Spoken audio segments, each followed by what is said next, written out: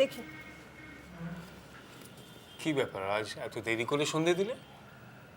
আজ বৃহস্পতিবার না, লক্ষ্মীর পাঁচালি পড়ছিলাম। ওহো, দেখো কাণ্ড। হ্যাঁ, এই ৭-১৭ ঝামেলায় বাট্টারের হিসেব সব গুলিয়ে গেছে। হ্যাঁ, পুরুষ মানুষের তো ওই এক সুবিধে, ভুলে গিয়েছিলাম বললেই হলো ৭ খুন মাপ। আমার তো আর কিছু ভোলার জো নেই। বৃহস্পতিবার, লক্ষ্মী পুজো, পাঁচালি, পূর্ণিমা, ষষ্ঠী সব আমাকে মুখস্থ রাখতে হবে। আর তো কটা দিন, এই কটা দিন একটু কষ্ট করো, এরপর তো পায়ের ওপর পা তুলে আয়েশ করবে। কেন? আর কটা দিন বাদে কি বাড়ি থেকে পুজো আচ্চা, নিয়ম কানুন সব তুলে দেবে নাকি? হ্যাঁ, একেই বলে মেয়ে ছেলের বুদ্ধি। আরে বাবা, পুজো আচ্ছা আবার বন্ধ করা যায় নাকি? কদিন পরেই তো স্বয়ং লক্ষ্মী ঠাকুর তোমার ঘরে পা রাখবেন। দেখবি, তিনি হাসি মুখে সব দায়িত্ব নিয়ে নেবেন। তুমি ওই মাস্টারের মেয়ের কথা বলছো? আমি তোমার ছেলের বউয়ের কথা বলছি, আমাদের ঘরের লক্ষ্মীর কথা বলছি। লক্ষ্মী না আরো কিছু, কি জানি বাবা, কি দিয়ে যে তোমাকে বশ করেছে আমি জানি না। ওই রকম একটা ধিঙ্গি মেয়ে, ও যদি এবাড়ির বউ হয়ে আসে না, তাহলে এই সংসারটা একদম ছাড়ে খাড়ে যাবে, এই আমি তোমাকে বলে রাখলাম। আবার আবার ওই সব অলক্ষণে কথা শুরু করেছো? আর তুমি যে অলক্ষণে কাজটা করতে চলেছো, চোখের সামনে যা দেখছি না, তাতে চুপ করে থাকা আমার পক্ষে দুষ্কর হয়ে উঠেছে। কি কি দেখছোটা কি তুমি? হ্যাঁ, যে কথায় কথা বাদ সাধছো? দেখো, আমি কি এমনি এমনি বাদ সাধছি? আমি হাত জোর করছি তোমাকে, ওই মেয়েকে তুমি ঘরে এনো না, বিয়েটা ভেঙে দাও তুমি। মাথা খারাপ হয়ে গেছে তোমার? যাও গিয়ে ভাত রাঁধো, বেশি রাত্রির করে খেলে আমার অম্বল হয়। তুমি আমার কথাটা একবারটি শোনো। তুমি জানো, আজকে দুর্গার সঙ্গে আমার রাস্তায় দেখা হয়েছিল। তা একই গাঁয়ের মেয়ে, রাস্তায় দেখা হতেই পারে, এর মধ্যে নতুন কি আছে? আরে না না, কোনো সাজগোজ নেই, উড়ো খুঁড়ো চুল, সারাটা দিন মাঠে মাঠে টই টই করে ঘুরে বেড়ানো, তারপর এক গাদা কাচ্চা বাচ্চা জোগাড় করে সারাদিন ধরে ধিঙ্গিপনা করা। ওই রকম মেয়ে কখনো ঘরের বউ হয়ে থাকতে পারে? খুব পারে। ছেলে মানুষ একটু চঞ্চল তো হবেই, বিয়ে হলে দেখবে সব ঠিক হয়ে গেছে।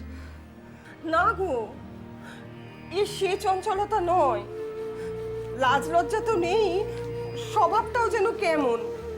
আমি দুটো ভালো কথা বললাম, ও মা তার কোনো জবাবই দিল না। ওর চাউনি, হাঁটা চলা সব কিছুই যেন কেমন কেমন, আর 5 জনের মতো নয়।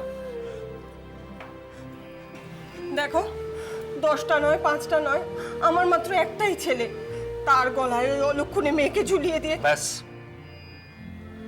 আর একটা কথা হলো, ওই মেয়ের লক্ষণ চেনার মতন চোখ তোমার নেই, বুঝলে? যাও নিজের কাজ করো। সুপ্রিয়র বিয়ে এখানেই হবে, এই নিয়ে আর একটা কথা শুনতে চাই না।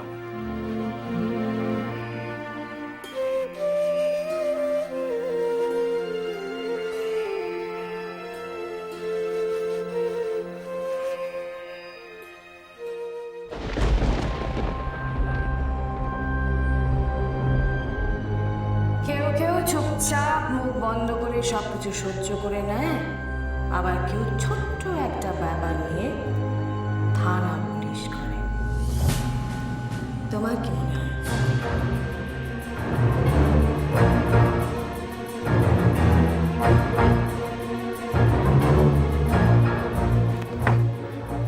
ওরে দিন বন্ধু, ব্যথা লাগবে তো?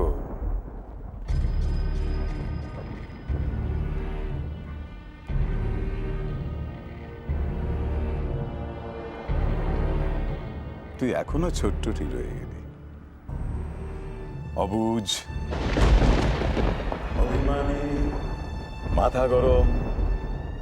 ছোটবেলায়, তোরা তো মনে নেই, ছোটবেলায় একবার পাড়ায় মারপিট করতে গিয়ে হেরে গিয়ে বাড়িতে ফিরে এসে দেওয়ালে মাথা ঠুকে একেবারে রক্তারক্তি কাণ্ড। কে মেরেছে? কে? আমাকে আবার কে মারবে? তুমি যে মাঝে মধ্যে কিসব আজে বাজে কথা বলো না জেঠুমনি। কেউ মারেনি?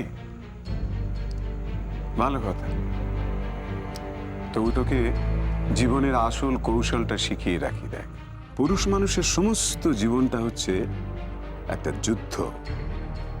তাকে বহুবার বহু রকমভাবে নানাভাবে মার খেতে হয়। তখন রাগে দুঃখে অভিমানে দেওয়ালে মাথা না ঠুকে কিভাবে ইটের বদলে পাটকেল মারা যায়, ঘুষির বদলে যে ঘুষি মারতে হবে তা নয়। যার যাহা বল তাই তার অস্ত্র, যুদ্ধের সম্বল। হরি হে দীন বন্ধু। হঠাৎ এসব কথা তুমি আমাকে বলছো কেন? শোনাচ্ছি তার কারণ তোমার সময়টা বড় ভালো যাচ্ছে না। হরি হে দীন বন্ধু। তোমার এরকম কেন মনে হচ্ছে? ওই যে যেখানে সেখানে ঘুষি চালিয়ে বেড়াচ্ছ, সবকিছু ভুলে টুলে যাচ্ছ। ভুলে যাচ্ছি? আমি কি ভুলে যাচ্ছি? কি ভুলে যাচ্ছিস সেটাই ভুলে গেলি? হরি হে দীন বন্ধু, গত 4 মাসে 2 জোড়া সোনার আংটি, মানে 4টে, একটা পেন্ডেন্ট, 1 জোড়া কানের দুল আর 4 গোছা সোনার চুড়ি, সোনার দাম আর মজুরি টুজুরি মিলিয়ে 81,454 টাকা। হরি হে দীন বন্ধু, ওই আমাদের বউবাজারের শোরুম থেকে এই যে বিলটা দেখ।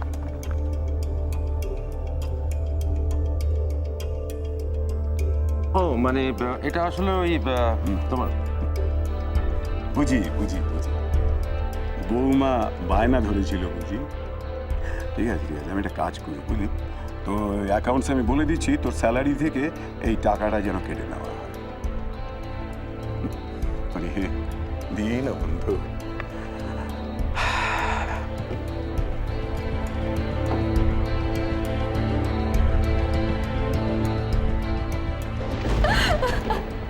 কেন কেন মা তুমি কোনো পথ দেখাচ্ছ না মা?